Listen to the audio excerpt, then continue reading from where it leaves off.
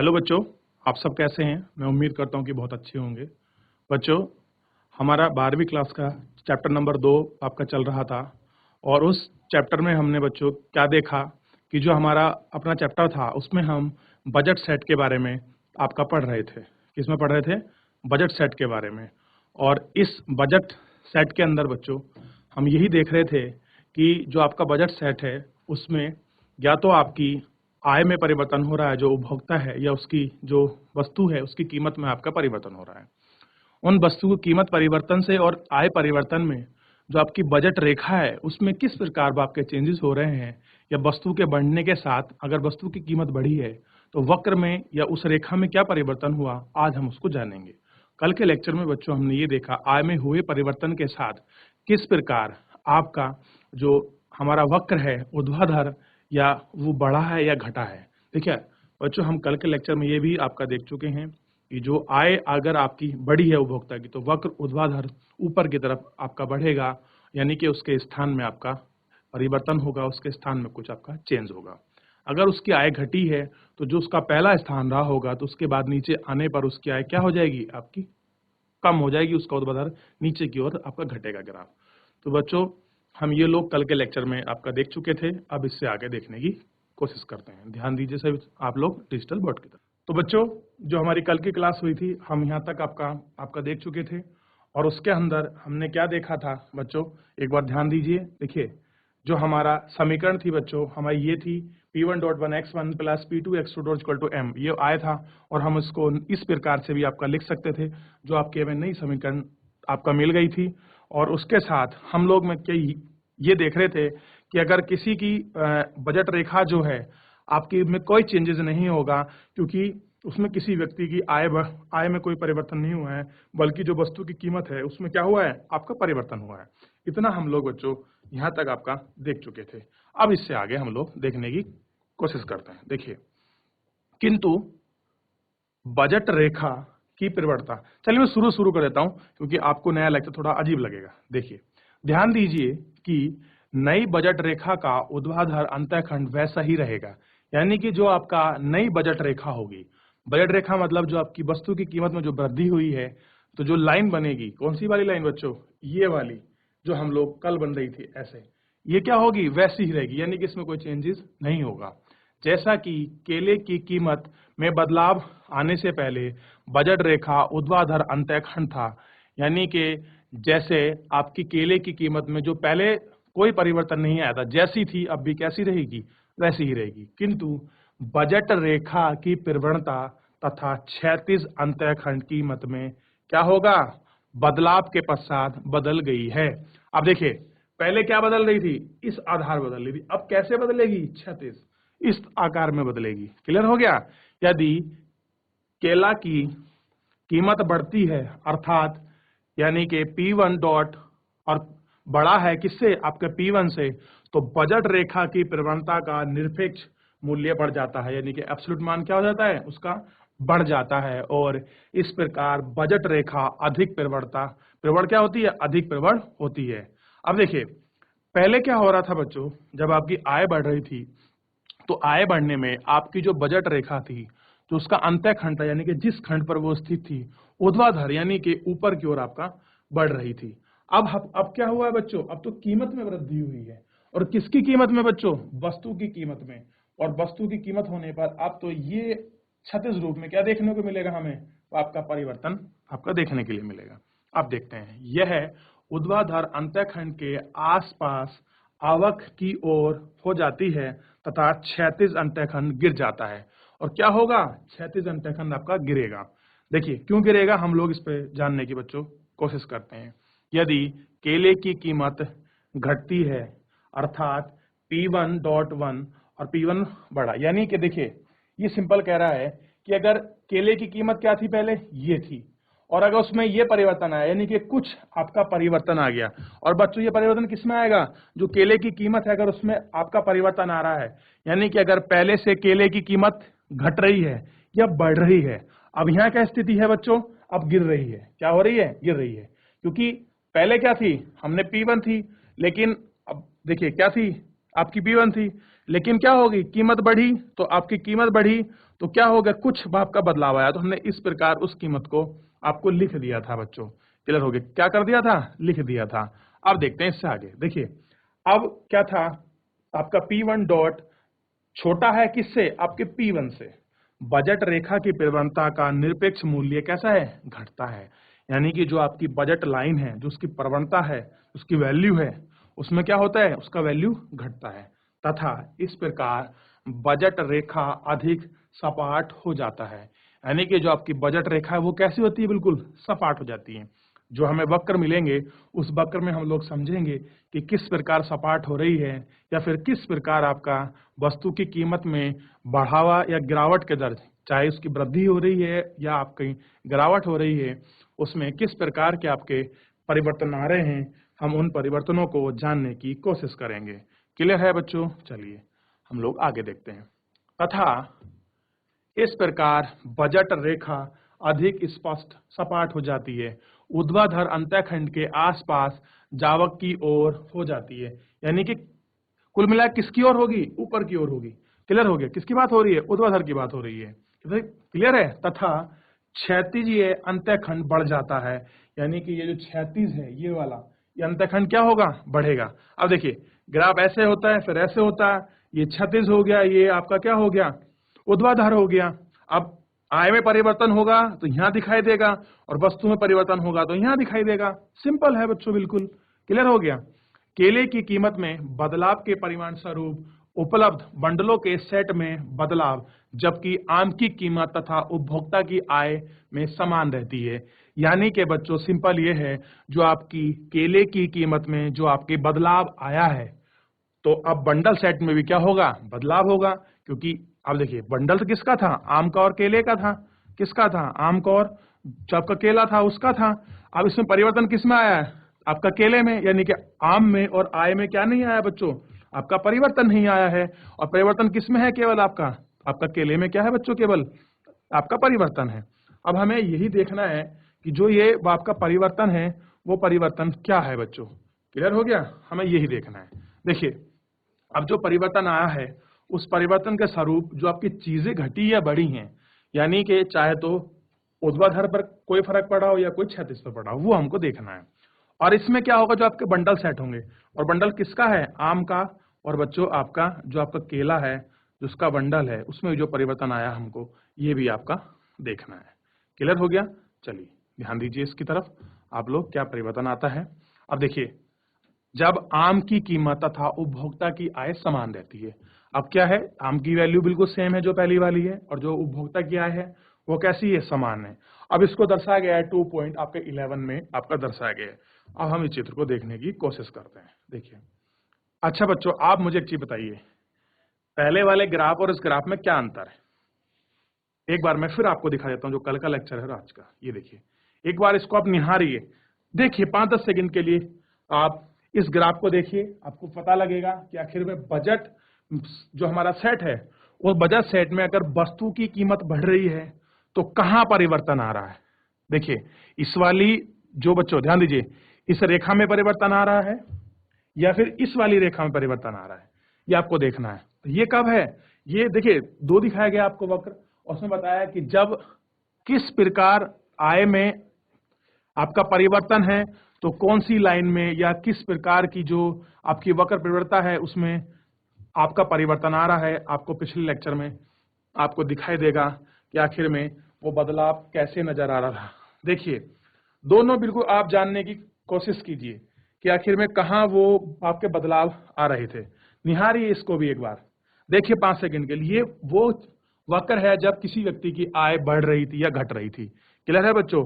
अब देखिए जो हम लोग ये वाला अपना बजट आपका देख रहे हैं सेट, और ये जो आपका वक्र है इसमें क्या हो रहा है, इसमें किसी वस्तु की जो कीमत है उसमें जो बदलाव आ रहे हैं, हम उन बदलाव को देख रहे हैं। चलिए ध्यान दीजिए बच्चों। देखिए अब क्या है, अब अगर जो व्यक्ति की आय है, क्या है बच्चों, जो व्यक्ति की क्या है, आय है। अब मुझे बताइए जो व्यक्ति की आय है क्या उसमें कोई बदलाव हुआ, तो नहीं, उसमें कोई बदलाव नहीं हुआ।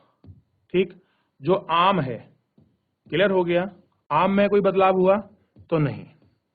अब बदलाव किसमें हुआ है? जो आपकी दूसरी वस्तु है वो क्या है? केला। इसमें क्या है? आपका बदलाव आया है। या तो क्या हुआ है, इसमें दो वक्र दिखे हैं, या तो कीमत में आपकी वृद्धि नजर आई है, गुणा का बन गया बच्चों, प्लस का बनाना था। या तो क्या हुआ है, वो कीमत उसकी बढ़ी है, या कीमत क्या है? घटी है। क्लियर हो गया? ये चीज हम लोग आपका देख रहे हैं। और बदलाव किसमें है? केवल आपका केले की जो कीमत है उसमें या तो बदलाव है, या तो घटा है, या वो क्या है? बढ़ा है। अब देखिए इससे आगे आपको वक्र देखना बहुत आसानी से आपको समझ आ जाएगा। क्लियर है? और मैं उम्मीद करता हूं कि अब तक तो आपको तालिका और वक्र देखने आ गए होंगे बच्चों। ठीक है, देखिए अब ये तो थी आय। आम की वस्तु में अगर रेट में कोई चेंजेस नहीं आया, M1/P2, क्लियर हो गया। लेकिन और उसकी आय है उसमें परिवर्तन नहीं आया। अगर आय में परिवर्तन आता तो ये जो ग्राफ है या तो अब तो यहाँ है, या तो ये कहाँ आता है? नीचे की ओर ये बन जाता। क्लियर हो गया? लेकिन क्या नहीं आया इसमें कोई आपका बच्चों परिवर्तन नहीं आया, यानी कि उस उपभोक्ता की आय कैसी रही? समान रही। और समान रहने पर बच्चों जो आम की आय जो कीमत थी वो भी क्या है बच्चों? आपकी समान रही। यानी कि आम की कीमत और व्यक्ति की कीमत कैसी रही? समान रही। पहले देखिए जो आपकी केले की कीमत क्या थी? देखिए M/P1, ध्यान दीजिए। जो आपकी क्या थी कीमत? P1/M1 ये थी। लेकिन क्या हो गया? वो कीमत आपकी घट गई, और घट गई तो जो उसमें बदलाव आया उसमें क्या आया? M1/P1 डॉट, ये बदलाव आया। और घटी तो बच्चों पहले ये आप देखिए लाइन को, ये यहाँ थी, कहाँ थी? ये यहाँ पॉइंट मीट कर रही थी। अगर कीमत घटी बढ़ेगी तो कैसे बढ़ेगी? आगे की तरफ बढ़ेगी। और अगर आपकी कीमत बढ़ती तो ये ऐसे जाता। क्लियर हो गया? आगे की तरफ। क्लियर हो गया? कहाँ जाता बच्चों? आगे की तरफ जाता। लेकिन क्या हुआ? अब देखिए इसमें कीमत में कैसी हुई? घटी है। क्लियर हो गया?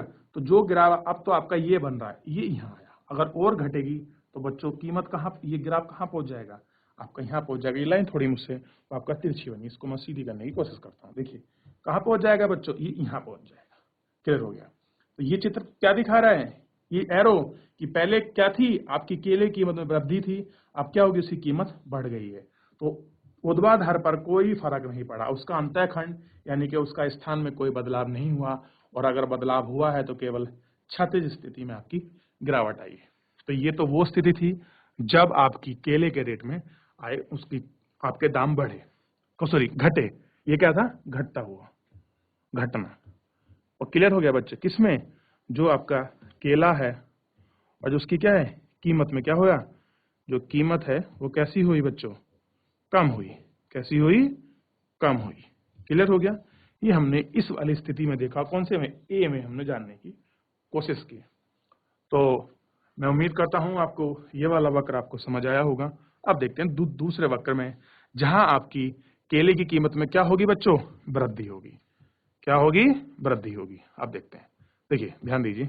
अब ये किसकी लाइन है? आम, आय की। किसकी है बच्चों? आय की।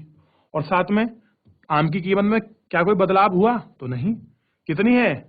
M/P2। इसमें कोई बदलाव आया? कोई चीज बढ़ी? नहीं। ये कितनी है केवल बच्चों?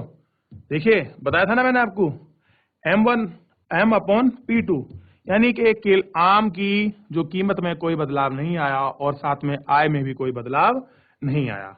अगर आय में बदलाव नहीं आया तो उसकी पॉइंट ऑफ जो स्थान था, अंतःखंड था, वो कैसा है वहां? अब देखिए, अब हम लोग देख रहे हैं जो पहले वस्तु की कीमत थी वो कितनी थी? M/P1। क्या थी? M/P1। और हमने M/P1 देखा, ये इसकी पहली कीमत थी और ये आम की कीमत थी और वो उसकी व्यक्ति की कीमत थी। तो इस अंतःखंड से जब हमने चित्र बनाया, लाइन ड्रॉ की और सीधी बनी, इसको हमने क्या बोला? बजट रेखा। अब देखिए ये बनी ऐसी बिल्कुल समांतर। लेकिन क्या हुआ? केले की जो कीमत है उसमें क्या होगी? आपकी वृद्धि होगी। यानी कि M/P1 से क्या होगी? M/P.1 हो गई। अब क्या होगी? कीमत बढ़ी है, अब बढ़ेगी तो इस तरफ ऐसे। क्लियर हो गया बच्चों? हम देखते हैं चित्र में। और घटेगी तो इस तरफ घटेगी। और आय अगर बढ़ती है तो ऊर्ध्वाधर बढ़ती है, और घटेगी तो इस तरह गिरावट नजर आएगी। ये मैं आपको पहले भी आपको बता चुका हूं। तो आप अगर देखेंगे तो अब क्या हो गया है? आय में वृद्धि हो गई। किसकी? केले की कीमत। और आय में क्या नहीं हुई? आपका कोई परिवर्तन नहीं हुआ। क्लियर हो गया? अब देखिए, और परिवर्तन हुआ तो आम की जो रेट है और आय है वो समान रही, और जबकि केले की जो आपकी परिवर्तन हुआ वो हमें दिखाई दिया। और वो किस दिशा में बढ़ा?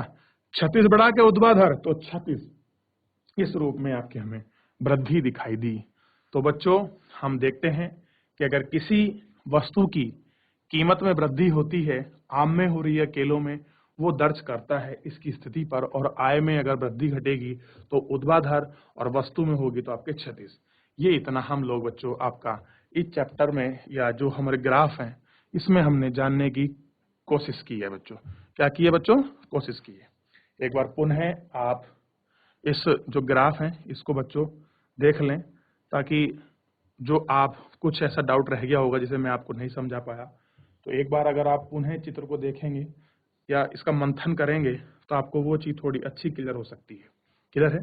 तो मैं उम्मीद करता हूँ कि आप एक बार अपनी बुक में देख रहे हैं, देखिए, और साथ में एक बार डिजिटल बोर्ड पे देखिए, ताकि आपको ये दो ग्राफ आपको समझ आए कि किस प्रकार जब वस्तु की कीमत घट रही है तो क्या परिवर्तन आ रहे हैं, और बढ़ रही है तो उसकी बजट रेखा किस प्रकार घट बढ़ रही है। तो बच्चों आय जब आपकी बढ़ी, आय में जो आपके परिवर्तन हुआ, ध्यान दीजिए, एक मिनट, देखिए, जो आपकी आय है, क्या है? आय। और इस आय में जो आपके क्या हुए, जो भी आपके क्या हुआ है बच्चों, परिवर्तन हुआ है, ये क्या नजर आए? तो आपको बदलाव नजर आया। उसका ग्राफ में आपको में क्या चीज आपकी बदली? आपको पता होगा कि इस दिशा में, इस साइड में ऊर्ध्वाधर आपका बदलाव आया। लेकिन जैसे ही आपकी वस्तु की कीमत, क्लियर हो गया, में क्या हुआ बच्चों? आपका बदलाव आया। ठीक, तो बदलाव आया तो आपको पता लगेगा कि किस प्रकार इस लाइन में आपकी बदलाव आया, और पहली वस्तु की कीमत क्या थी और नई वस्तु की कीमत क्या हो गई। क्लियर हो गया? तो ये मैं इतना उम्मीद करता हूं कि इतना ये आपको समझ आया होगा बच्चों। आप देखते हैं इससे आगे, वस्तुओं के उपलब्ध बंडलों के सेट में बदलाव के परिमाण स्वरूप केले की कीमत में बदलाव, केले की कीमत में वृद्धि बजट रेखा को अधिक प्रवण बनाती है। कैसी बनाती है बजट रेखा को? अधिक प्रवण, प्रवण बनाती है बच्चों। क्लियर हो गया? अधिक प्रवण बनाती है, बढ़ती हुई बनाएगी या कम करती हुई बनाएगी। जैसा कि पैनल ए में दर्शाया गया है, केले की कीमत में कमी बजट रेखा को अधिक सपाट बनाती है। क्लियर? किसमें? केले की कीमत में क्या होती है? बजट रेखा अधिक सपाट बनाती है। कैसे बना रही है सपाट? ये देखिए, दिखाई दिया है ना, सपाट बना है, अधिक सपाट, बिल्कुल सीधी बन रही है ना, अधिकतर कोशिश हो रही है। इसके मुकाबले तो ये सपाट ही है बच्चों। क्लियर हो गया? इसके मुकाबले ये, ठीक है ना, अधिक सपाट। और कब? जब कीमत में कमी हो रही है, और जब बढ़ रही है तब नहीं बना रही सपाट। क्लियर हो गया? ठीक है, जैसा कि पैनल बी में दर्शाया गया है, अधिक सपाट है। और साथ में कहा में दर्शा रहा है? बी में भी। आप इस चीज को साफ कंपैरिजन कर सकते हैं। तो बच्चों आप मुझे ये बताइए कि अगर आय में परिवर्तन होगा और वस्तु में परिवर्तन होगा तो किस प्रकार ग्राफ में परिवर्तन होगा? आप ये समझ चुके हैं कि नहीं? बताइए। मैं उम्मीद करता हूं कि आपको इतना समझ आया होगा। अब देखिए, अब हम लोग इससे आगे चलने की कोशिश करेंगे कि आखिर में जो आपका बदलाव आएगा वो किस प्रकार और किन चीजों में आएगा। अब हम इसको जानने की कोशिश करते हैं। अब देखिए, एक और यूनिट हम लोग आपके 2.2 अपनी खत्म कर चुके हैं, और अब इसी चैप्टर के अंदर यूनिट मानिए, सब यूनिट मान लीजिए, जैसे आप कहें समझें, 3.2 आपका शुरू करने जा रहे हैं, जिसमें उपभोक्ता का इष्टतम चयन। जो उपभोक्ता है उसका क्या करना है? इष्टतम, अधिकतम आपका चयन करना है। क्लियर हो गया? आप समझेंगे कि इष्टतम चयन होता क्या है और आखिर में है क्या, क्या कहना चाह रहा है इष्टतम चयन, हम उसको जानने की कोशिश करेंगे बच्चों। ध्यान दीजिए, देखिए ये शुरू कर रहे हैं। देखिए, बजट सेट में सभी ध्यान दीजिए कृपया, नई यूनिट बदल रही है तो कुछ कॉन्सेप्ट भी नए, आपके जो सिद्धांत है, प्रिंसिपल है, उनमें भी चेंजेस आएंगे। तो बिल्कुल ध्यान दीजिए इसको तरफ, खास फोकस करके। फिर हम क्या होते हैं कि जो शुरू चलती तो हम ध्यान नहीं देते और लास्ट में फिर कहते हैं यार समझ नहीं आ रहा है। ध्यान दीजिए, बजट सेट में वे सभी बंडल शामिल हैं, यानी कि जो आपका बजट सेट है उसमें कौन शामिल है? वो सभी बंडल आपके शामिल हैं जो कि उपभोक्ता के लिए उपलब्ध होते हैं। और किसके लिए उपलब्ध होते हैं बच्चों? उपभोक्ता के लिए उपलब्ध होते हैं। उपभोक्ता अपने बजट सेट में से, किसमें से बच्चों? बजट सेट में से उपलब्ध बंडल का चयन कर सकता है। यानी कि जो उसका बजट सेट है और उस बजट में जो आपके बंडल है उनका क्या कर सकता है, आपका चयन कर सकता है कौन सा चाहिए कि नहीं चाहिए। परंतु वह उपलब्ध बंडलों में से अपने लिए उपभोग बंडल का चयन किस आधार पर करता है। प्रश्न कर रहा है कि आखिर में जो वो जिस उपभोग बंडल का चयन करेगा उसका आधार क्या होगा, उसका बेस क्या होगा। क्लियर हो गया। अब देखिए बजट सेट है, उसे किस बहुत सारे बंडल सभी बंडल शामिल हैं, सभी प्रकार की प्रयागता हमें दी हैं। उन बजट में से जो उसका बजट अपना वो किन बंडलों को चयन करेगा, ये उपभोक्ता के किस पर निर्भर करता है, आपके बजट सेट पर निर्भर करता है। अब ये तो सही है कि बजट सेट पर निर्भर करे, लेकिन आधार क्या होंगे, उसके बेसिस क्या होंगे, आप किन के आधार पर चीजों को सेलेक्ट करोगे, ये हमें देखना है। देखते हैं। अर्थशास्त्र में यह माना जाता है कि उपभोक्ता उपलब्ध सभी बंडलों में से अपने उपभोग बंडल का चयन अपनी रुचि तथा अधिमान के अनुसार बजट सेट के बंडलों के आधार पर कर सकता है। यानी कि उसकी रुचि क्या है और अधिमान मतलब बच्चों वो किन चीज को ज्यादा वैल्यू देता है या किन चीज को ज्यादा प्रेफरेंस देता है, उस आधार पर क्या कर सकता है, वो अपने बंडलों का चयन कर सकता है। किसके आधार पर, रुचि और अधिमान, यानी किन चीज को ज्यादा प्रधानता दे रहा है, किन चीज को ज्यादा अपनी पॉसिबिलिटी मान लीजिए या कि अपना प्रेफरेंस दे रहा है किसी चीज को, ये इस पर डिपेंड करता है। उसकी क्या रुचि है, उसका क्या बच्चों अपना प्रेफरेंस है। क्लियर हो गया। ये इस बात पर निर्धारित करता है। क्लियर हुआ। तो यह सामान्य रूप से मान लिया जाता है कि उपभोक्ता के पास सभी बंडल के सेट के विषय में अच्छी तरह से स्पष्ट अधिमान यानी कि आपका प्रेफरेंस है वह किन्हीं दो बंडल की तुलना कर सकती है। दूसरे शब्दों में वह दो बंडल में से किसी एक को अधिमान दे सकता है, या किसी को अधिमान का मतलब प्रेफरेंस दे सकता है, वैल्यू आपका दे सकता है, या प्रधानता दे सकता है, या आपका तटस्थ रहेगा। अब देखिए उसे दो बंडल दिए गए हैं। क्लियर हो गया। अब बंडल भी मैं आपको समझा देता हूं। मान लीजिए एक बंडल दिया है x1 x2।